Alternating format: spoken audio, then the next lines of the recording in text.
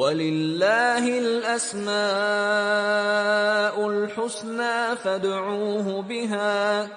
السلام علیکم ورحمۃ اللہ وبرکاتہ، نحمده ونصلی علی رسولہ الکریم، اما بعد فاعوذ باللہ من الشیطان الرجیم، بسم اللہ الرحمن الرحیم، رب اشرح لی صدری ویسر لی امری واحلل عقدۃ من لسانی یفقہوا قولی۔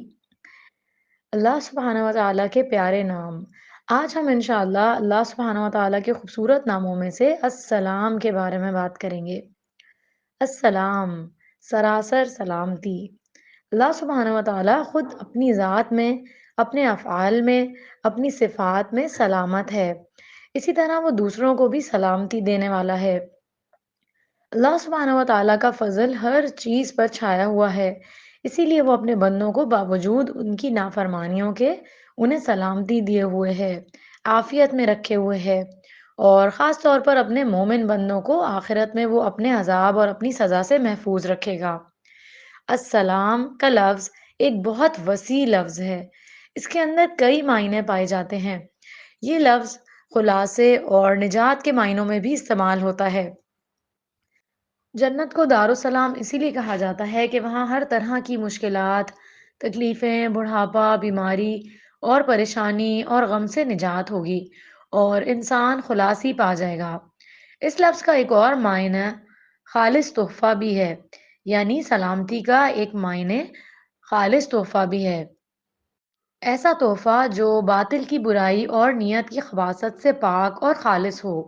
قرآن میں آتا ہے فَإِذَا دَخَلْتُمْ بُيُوتًا فَسَلَّمُوا عَلَىٰ أَنفُسِكُمْ تَحِيَّةً مِّنْ عِندِ اللَّهِ مُبَارَكَةً طَيِّبَةً۔ جب تم لوگ گھروں میں داخل ہوا کرو تو اپنے گھروں میں سلام کہا کرو، یہ سلام اللہ کی طرف سے مبارک اور پاکیزہ تحفہ ہے۔ اللہ سبحانہ و تعالیٰ نے ہمیں جو سلام کا حکم دیا ہے وہ سلامتی کی دعا بھی ہے اور ایک تحفہ بھی ہے۔ جب ایک انسان دوسرے کو سلام کرتا ہے تو ایک طرح سے برکت کی دعا دیتا ہے اور سلامتی کی دعا دیتا ہے۔ اس چیز کو مسلمانوں کے درمیان رائج کر کے ایک بہت خوبصورت تحفہ دیا گیا ہے جو ہر وقت ایک دوسرے کو ہم دے سکتے ہیں۔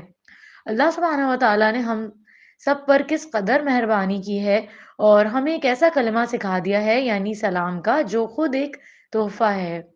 رسول اللہ صلی اللہ علیہ وسلم نے فرمایا، اللہ سبحانہ و تعالیٰ نے جب آدم علیہ السلام کو پیدا کیا تو ان سے فرمایا کہ جاؤ اور فرشتوں کو سلام کرو اور جو کچھ وہ تمہیں کہیں اسے غور سے سنو، وہ تمہارا اور تمہاری اولاد کا سلام ہوگا۔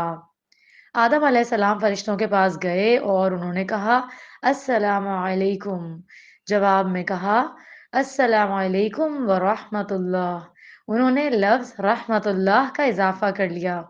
تو بہرحال جب کوئی سلام کرے تو قرآن مجید میں حکم ہے وَإِذَا حُيِّيتُم بِتَحِيَّةٍ فَحَيُّوا بِأَحْسَنَ مِنْهَا أَوْ رُدُّوهَا، کہ جب کوئی تمہیں سلامتی کا تحفہ دے اس کو واپس لوٹاؤ، یعنی اگر کوئی تمہیں سلامتی کی دعا دے تو جواباً دعا دو اسی طرح یا اس سے بہتر۔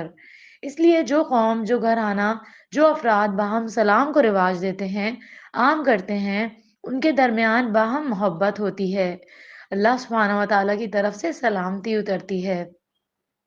اللہ سبحانہ و تعالیٰ خود سلامتی والا ہے اور سلامتی دینے والا بھی ہے۔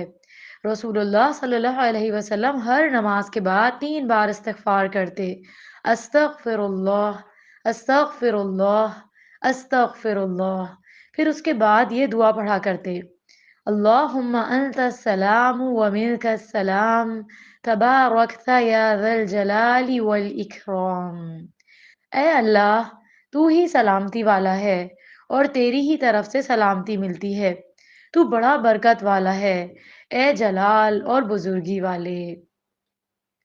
اللہ سبحانہ و تعالیٰ نے اپنے انبیاء اور نیک بندوں کو دنیا میں سلام کیا ہے۔ قرآن مجید میں آتا ہے سلام علی نوح، نوح علیہ السلام پر سلامتی ہو، پھر اسی طرح سلام علی ابراہیم، ابراہیم علیہ السلام پر سلامتی ہو، سلام علی موسیٰ، موسیٰ علیہ السلام پر سلامتی ہو، سلام علی الیاسین، سلامتی ہو الیاسین پر، سلام علی المرسلین، اور سارے رسولوں پر سلامتی ہو۔ پھر اسی طرح ہم دیکھتے ہیں کہ اللہ سبحانہ و تعالیٰ اپنے بندوں کو جنت میں بھی سلام بھیجے گا۔ ارشاد فرمایا، سلام قولا من رب الرحیم، سلام ہو اس رب کی طرف سے جو بہت مہربان ہے، جو بہت رحم فرمانے والا ہے۔ اسی طرح نیک لوگ جب جنت میں پہنچ جائیں گے تو ان کے چاروں طرف سے فرشتے حاضر ہو کر انہیں سلام کریں گے اور انہیں اس بات کی مبارکباد دیں گے کہ وہ کامیابی کی منزل کو پہنچ گئے ہیں۔ جنت کو بھی اللہ سبحانہ و تعالیٰ نے دار السلام کے نام سے پکارا ہے۔ قرآن مجید میں آتا ہے، لہم دار السلام عند ربہم وہو ولیہم بما کانوا یعملون، انہی کے لیے ان کے رب کے ہاں سلامتی کا گھر ہے اور وہ ان کا مددگار ہے ان اعمال کی وجہ سے جو وہ کرتے تھے۔ مگر وہاں ایک قول بہت زیادہ ہوگا، ایک بات بہت عام ہوگی، اور وہ سلام ہوگی، یعنی ہر طرف سے سلامتی کی پکار ہوگی۔ اتنا خوبصورت مقام اور جگہ ان لوگوں کے لیے ہے جو دنیا میں دوسروں کے لیے تکلیفوں کا باعث نہ بنے، جو اپنی زبان سے دوسروں کو سلامت رکھیں، دنیا کو بھی ایک سلامتی کی جگہ بنائیں۔ اس نے ہمارے لیے جو دین پسند کیا اس کا نام بھی اسلام رکھا۔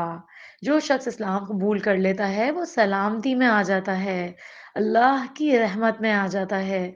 قرآن مجید میں اللہ سبحانہ و تعالیٰ فرماتا ہے، وَرَضِيتُ لَكُمُ الْإِسْلَامَ دِينًا، میں نے تمہارے لیے دین میں اسلام کو پسند کیا، یعنی اسلام کو بطور دین تمہارے لیے پسند کر لیا۔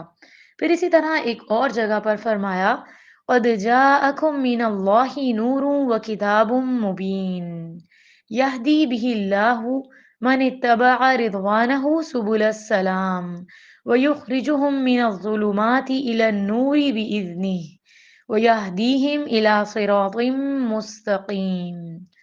لوگوں، تمہارے پاس اللہ کی طرف سے روشنی اور ایک ایسی واضح کتاب آ چکی ہے جس کے ذریعے اللہ ان لوگوں کو سلامتی کی راہیں دکھاتا ہے جو اس کی رضا کے پیچھے چلتے ہیں، اور انہیں اپنے اذن سے اندھیروں سے نکال کر روشنی کی طرف لے جاتا ہے اور سیدھی راہ کی طرف ان کی رہنمائی کرتا ہے۔ ہمیں اللہ سبحانہ و تعالیٰ کے اس نام پر غور و فکر کرنا چاہیے اور اللہ سبحانہ و تعالیٰ کی ذات سے سلامتی اور عافیت کی دعا کرنی چاہیے اور امید کرنی چاہیے۔ اس کا ہر فیصلہ علم اور حکمت پر مبنی ہوتا ہے، اور جو وہ سراسر خود سلامتی ہے، پرفیکٹ ہے اور ہر نقص سے اور ہر عیب سے پاک ہے۔ ہمارا دین جہاں ہماری دنیا کی سلامتی کا ذریعہ ہے اور اس میں پائے جانے والے احکامات جو بظاہر نفس پر بھاری یا مشکل ہی نہ کیوں نہ ہوں، ہمارے لیے دراصل سلامتی کا پیغام ہے۔ ہمیں یہ سمجھنے کی کوشش کرنی چاہیے، لیکن اس کے ساتھ ساتھ یہ دین آخرت کی سلامتی کا ذریعہ بھی ہے۔ جب ایک انسان دنیا میں اللہ سبحانہ و تعالیٰ کے احکامات کی پابندی کرتا ہے تو وہ موت کے وقت قبر میں اور قبر سے اٹھنے کے بعد امن اور چین میں رہے گا، سلامت رہے گا۔ اور اس دن جب ہر طرف ایک بہت بڑی آفت چھائی ہوئی ہوگی، انبیاء علیہم السلام سلامتی کی دعائیں کر رہے ہوں گے، جہنم کی پشت پر پل بنا کر ایک راستہ بنایا جائے گا جسے پل صراط کہتے ہیں۔ تمام پیغمبر اپنی امتوں کے ساتھ اس پل پر سے گزریں گے۔ قرآن مجید میں بھی آتا ہے، وَإِن مِّنكُمْ إِلَّا وَارِدُهَا، تم میں سے کوئی بھی ایسا نہیں جو اس کے اوپر سے نہ گزرے، سب کو وہیں سے گزرنا ہے۔ جنت تک پہنچنے کے لیے بھی اس پل کا سفر کرنا ہے۔ تو نبی کریم صلی اللہ علیہ وسلم نے فرمایا، میں سب سے پہلے اپنی امت کے ساتھ گزروں گا۔ اس روز انبیاء کے علاوہ کوئی بھی اور بات نہ کر سکے گا، اور انبیاء بھی صرف یہ کہیں گے، اللہم سلم، اے اللہ سلامتی دے، اے اللہ سلامتی دے۔ یعنی وہ بھی ایک بہت گھبرا دینے والا پریشان کن مرحلہ ہوگا۔ وہ پل بال سے بھی زیادہ باریک اور تلوار سے بھی زیادہ تیز ہے کہ جس کے اوپر سے سب کو گزرنا ہوگا۔ تو ایک اور اہم روایت میں یہ بھی آتا ہے جو کہ صحیح مسلم کی ہے کہ تمہارے نبی صلی اللہ علیہ وسلم پل صراط پر کھڑے ہو کر کہہ رہے ہوں گے، اے رب سلامت رکھ، اے رب سلامت رکھ۔ رسول اللہ صلی اللہ علیہ وسلم نے فرمایا، پھر ایک وقت آئے گا کہ بندوں کے اعمال انہیں چلنے نہیں دیں گے، حتیٰ کہ ایک شخص آئے گا جو چلنے کی طاقت نہیں رکھتا ہوگا اور اپنے آپ کو پل صراط سے گھسیٹتے ہوئے گزارے گا۔ اس کی اور بھی تفصیلات احادیث سے ملتی ہیں کہ کچھ لوگ بجلی کی تیزی سے گزر جائیں گے، ہر کوئی اپنے اپنے اعمال کے مطابق گزرے گا، کچھ لوگ پانی کی رفتار سے، کچھ ہوا کی رفتار سے، کچھ اونٹوں کی رفتار سے، کچھ پیدل چلنے والوں کی رفتار سے گزریں گے، کچھ گھوڑوں کی رفتار سے گزریں گے۔ تو اس لیے اللہ سبحانہ و تعالیٰ سے دعا کرنی چاہیے کہ اللہ تعالیٰ ہمیں اس دن کے ہول سے، اس دن کی گھبراہٹ سے اور اس دن کی پریشانیوں سے محفوظ رکھے۔ آمین۔ اس کے لیے دنیا میں اللہ سبحانہ و تعالیٰ کے احکامات کی پابندی ضروری ہے۔ دین اسلام کے اندر پورے کا پورا داخل ہونا ضروری ہے۔ ہمیں پک اینڈ چوز نہیں کرنا دین میں، تاکہ ہم یہاں اور وہاں دونوں جگہ سلامتی پا سکیں۔ اللہ تعالیٰ کے ہر حکم پر سمعنا و اطعنا کہنا ہے کہ یا اللہ ہم نے سن لیا اور ہم نے مان لیا۔ نبی کریم صلی اللہ علیہ وسلم ہر نماز کے بعد تو سلامتی کی دعا کرتے ہی تھے، ہر مہینے کے آغاز میں بھی سلامتی کی دعا کرتے تھے۔ یعنی جب چاند دیکھا کرتے تھے تو فرماتے تھے، اللہم اہلہ علینا بالیمن والایمان والسلامت والاسلام ربی و ربک اللہ۔ اے اللہ ہم پر اس چاند کو خیر، ایمان اور سلامتی اور اسلام کے ساتھ طلوع فرما۔ اے چاند میرا اور تیرا رب اللہ ہے۔ انسان نئے چاند کو دیکھ کر سلامتی مانگے۔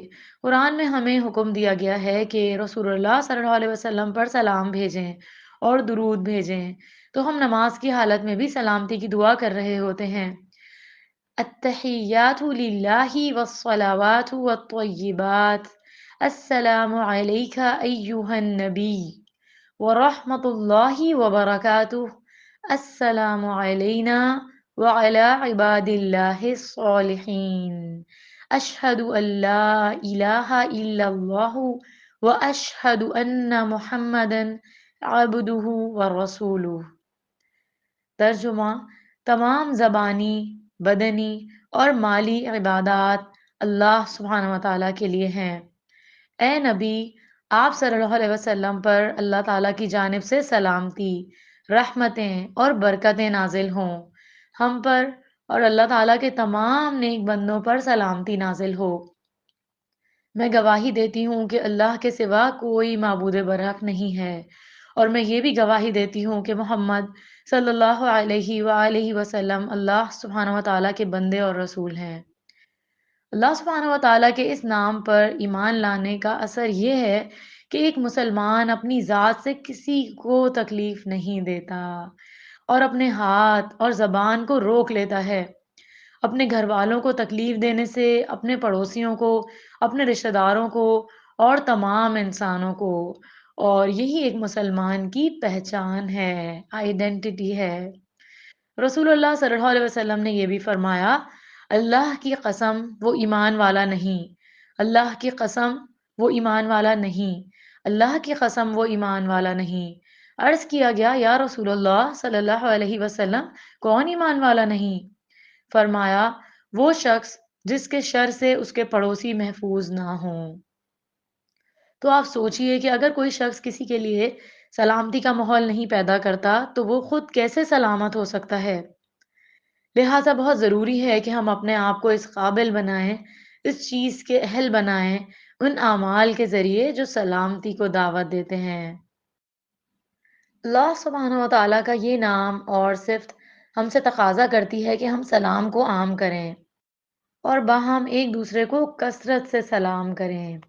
رسول اللہ صلی اللہ علیہ وسلم نے فرمایا، سلام اللہ کے ناموں میں سے ایک نام ہے جسے اس نے زمین میں رکھا ہے، تم سلام کو آپس میں پھیلاؤ، یعنی اس کو عام کرو۔ رسول اللہ صلی اللہ علیہ وسلم نے بھی فرمایا، سلام پھیلاؤ تاکہ تم بلند ہو جاؤ۔ اس سے پتہ چلتا ہے کہ سلام کرنا بلندی کا ذریعہ بھی ہے۔ اور پھر ایک مسلمان کے دوسرے مسلمان پر جو 6 حقوق ہیں، ان میں سب سے پہلے نمبر پر سلام بھی ہے۔ مسلمان کی گفتگو کا آغاز بھی سلام سے ہونا چاہیے۔ حدیث میں آتا ہے کلام سے پہلے سلام کیا جائے، اور پھر صرف ملاقات کے وقت ہی سلام نہ کیا جائے، جدا ہوتے وقت بھی سلام کیا جائے۔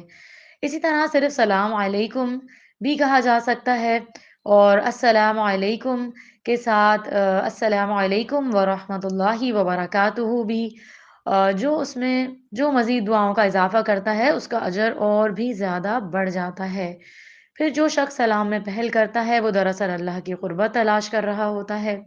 ابو امامہ کہتے ہیں کہ عرض کیا گیا، اے اللہ کے رسول صلی اللہ علیہ وسلم، جب دو آدمیوں کی ملاقات ہو تو کون پہلے سلام کرے؟ یعنی سلام میں پہل کس کو کرنی چاہیے؟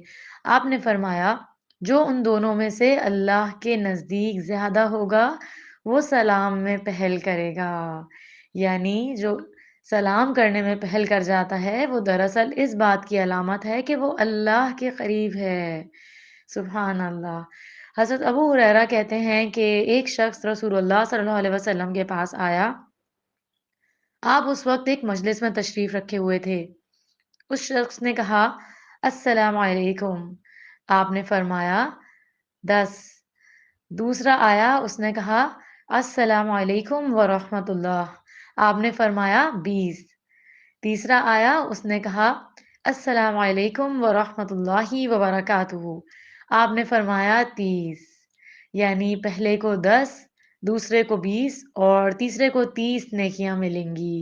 تو انسان جتنی چاہے اپنے لیے نیکیاں بڑھا لے۔ سلام صرف نیکیاں بڑھانے ہی کا ذریعہ نہیں بلکہ آپس کی محبت بڑھانے کا ذریعہ بھی ہے، جنت میں لے جانے والا عمل ہے۔ رسول اللہ صلی اللہ علیہ وسلم نے فرمایا تم جنت میں داخل نہ ہو سکو گے جب تک ایمان نہ لاؤ، اور تم ایمان نہیں لا سکتے جب تک آپس میں محبت نہ کرو۔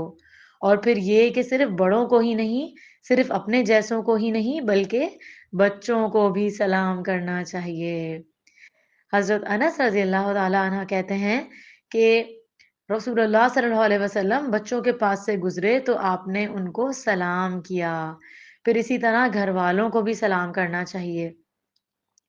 حضرت عبداللہ بن عمر کہتے ہیں کہ جب کوئی خالی گھر میں داخل ہو تو کہے السلام علینا وعلی عباد اللہ الصالحین، سلام ہو ہم پر اور اللہ کے نیک بندوں پر۔ پھر اسی طرح جس کو نہ جانتے ہو اس کو بھی سلام کیا جائے۔ کہیں جھگڑا ہو جائے، بحث ہو جائے یا کوئی لا علم شخص کوئی ناروا بات کرے تو اس کو بھی سلام کر کے انسان ایک طرف ہو جائے۔ پھر یہ کہ سلام جو ہے وہ ناراضگی دور کرنے کا ذریعہ بھی ہے، اور جب کبھی ہم سے آپس میں باہم رنجش ہو جائے ہماری، یا کوئی تعلقات میں کبھی کمی بیشی ہو جائے، تو اس وقت بھی اس تعلق کو دوبارہ استوار کرنے کے لیے سلام ایک بہت ہی خوبصورت طرز عمل ہے۔ آپ رسول اللہ صلی اللہ علیہ وسلم نے فرمایا کہ سب سے بڑا بخیل وہ ہے جو سلام کرنے میں بخل کرے۔ تو اللہ سبحانہ و تعالیٰ سے دعا ہے کہ اللہ رب العزت ہمیں بہترین اخلاق عطا فرمائے، اپنے اس نام کی برکت سے وہ ہم سب کے اندر بہترین اخلاق پیدا کرے اور ہمیں سلام کی عادت کی توفیق عطا فرما دے۔ آمین یا رب العالمین۔ سبحانک اللہم و بحمدک، اشہد ان لا الہ الا انت، استغفرک و اتوب الیک۔ السلام علیکم ورحمۃ اللہ وبرکاتہ۔